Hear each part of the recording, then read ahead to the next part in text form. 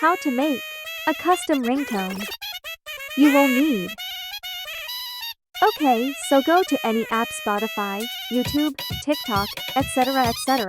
Search up your audio of choice. Don't forget to record it.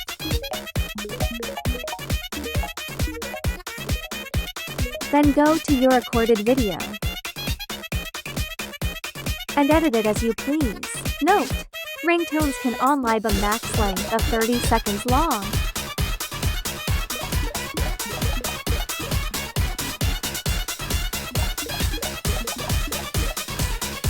Then go to the Ringtone Maker app. Press the plus sign button and choose Import from Video.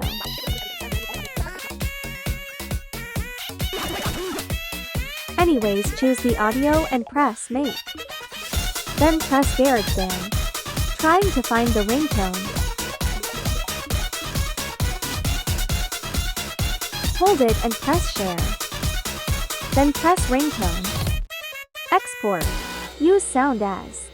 You can use it also ringtone, a notification sound, text tone, assign a ringtone to a contact, and even make an alarm.